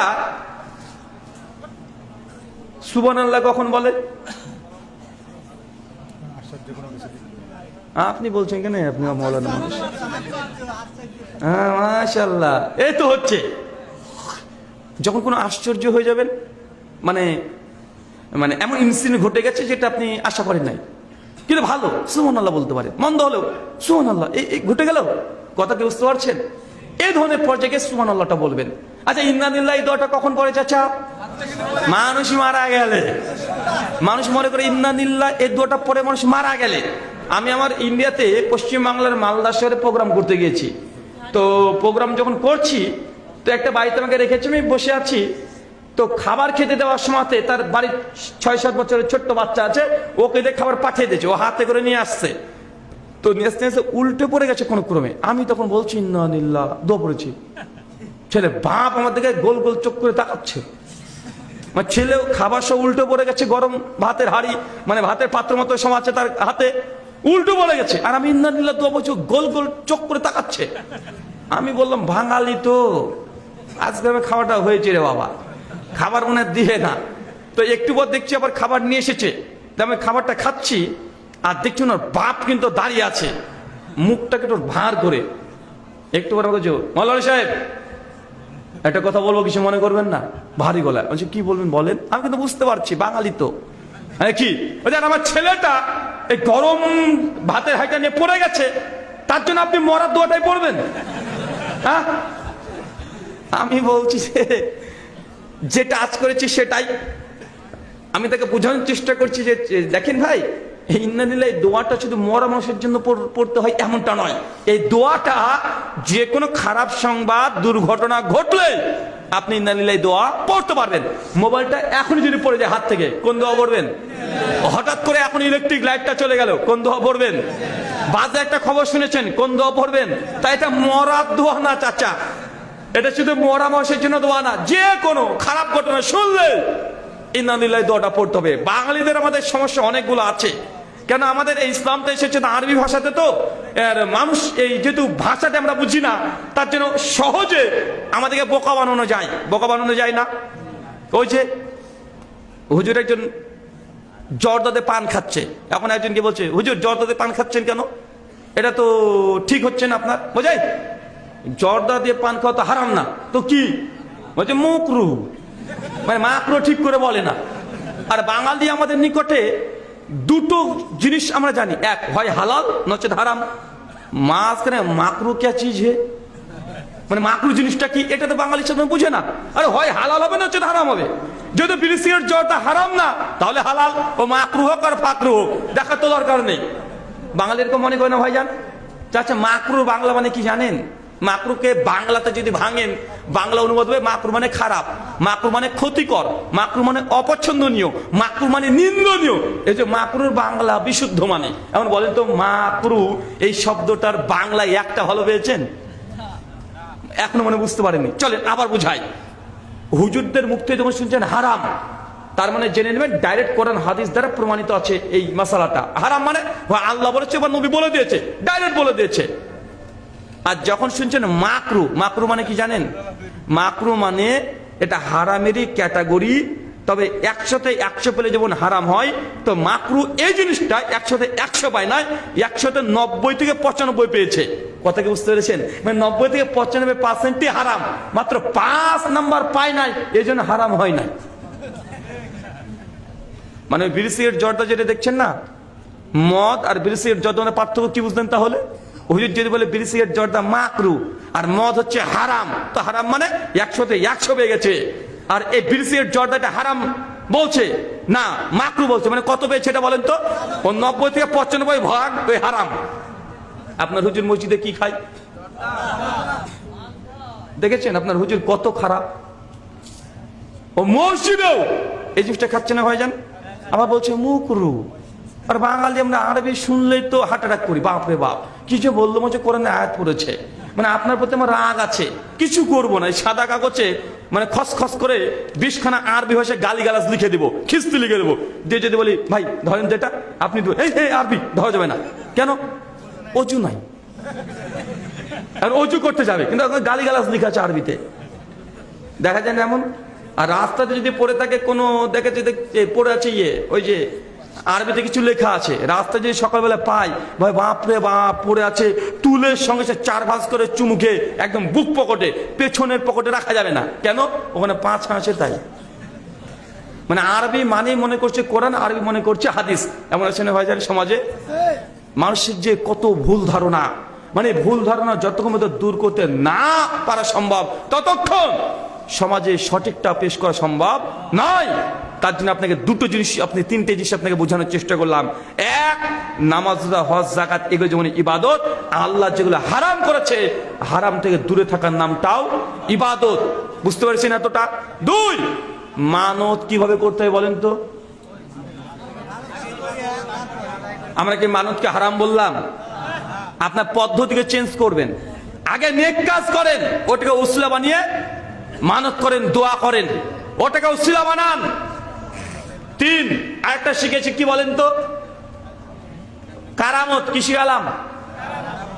কি শিখেছি? কারামত। কারামত কোন মানুষের, কথা বলেন, পৈতৃক সম্পত্তি না। কেউ যদি বলে আমি এই জিনিসটা করে দেব, এই ব্যক্তি মানুষ না, এই মানুষ নামে শয়তান, ওই শয়তান হর করছে, জেনে রাখবেন। 4 নাম্বার একটা শিখালাম কি বলেন তো? হ্যাঁ, তাবিজ কবজ নয়, যত রকমের ঝাড়ফুঁক আছে সেগুলো করবেন। ঝাড়ফুঁকের টাকাও লাগে না, টাকা লাগে নাকি? টাকাও লাগে না। আর 5 নাম্বার এই পয়েন্টটা মনে রাখেন, হুজুর যদি মাকরু ফতোয়া দেয়, জেনে নেবেন এটা হারাম, প্রায় 95% হারাম জিনিস। কত পার্সেন্ট হারাম জিনিস? আচ্ছা, আপনারা কে কে বিড়ি খান একটু হাত তোলেন তো দেখি, একটু শেষ বেলাতে একটু দেখি কে কে বিড়ি খান, একটু হাত তোলেন তো। হ্যাঁ, একজন, 2 জন, তুমিও খাও, বউ আছে? আচ্ছা, যে বিয়ে মানে মানে বিড়ি খান, ওর বউ থাকে বাড়িতে? হ্যাঁ, মানে বউটা যে কত বড় মানে ধৈর্যশীল না, এই বউটা বদ, ও কাছে আসতে দেয় কেন? ওই দুর্গন্ধ, মুখ নিয়ে পায়খানার মতো গন্ধ, ও মুখ নিয়ে আসতে দেয় কেন? মানে এই স্বামী যেমন, হ্যাঁ, বিড়ির গন্ধ পায়খানার চেয়ে গন্ধ বেশি। আমি কিন্তু এসব জানি না রে ভাই, ওই যে বলছে সাক্ষী দিচ্ছে। আচ্ছা ভাই, আপনাদের এলাকাতে সবচেয়ে ভালো বিড়ি কোম্পানির নাম কি? হ্যাঁ, মুকুট বিড়ি, আকিস, মুকুট, কত কোম্পানি আছে রে ভাই তোদের? আচ্ছা, আপনাদের ভালো বিড়ি কোম্পানির গায়ের প্যাকেটে কি লেখা থাকে? বিড়ি স্বাস্থ্যের জন্য উপকার, ছেলে মেয়ে একসঙ্গে খান, ফ্যামিলি প্যাক। হ্যাঁ, ঘোষণা দিয়ে তার মানে বিড়ির স্বাস্থ্যের জন্য ক্ষতিকর লেখা থাকে না ভাই? না লেখা যে এটা স্বাস্থ্যের জন্য উপকার, ছেলে মেয়ে একসঙ্গে খান, ফ্যামিলি প্যাক, নিশ্চয় লেখা থাকে না? তো ভাই সবচেয়ে ভালো বিড়ি প্যাকেট যদি লেখা থাকে স্বাস্থ্যের জন্য ক্ষতিকর, তো খারাপগুলো পরিস্থিতি কি? চাচা, পায়খানা ঘরে আপনাকে যদি কলা খেতে দেওয়া হয়, খেতে পারবেন? দেখা যাচ্ছে আপনি শ্বশুর বাড়িতে গিয়েছেন, শ্বশুরের একবার মুজাইক করা টালস পাটা পায়খানা, হাই কোমোট আছে, ওপর থেকে ফ্যান চলছে, আর আপনার বউ বলছে, পায়খানা করে আপনি ঢুকেছেন, আর আপনার বউ দেখাচ্ছে নাটোরের কাঁচা গোল্লা থালে করে আপনাকে পায়খানার মধ্যে ঢুকিয়ে দিয়েছে, না তুমি খেতে থাকো।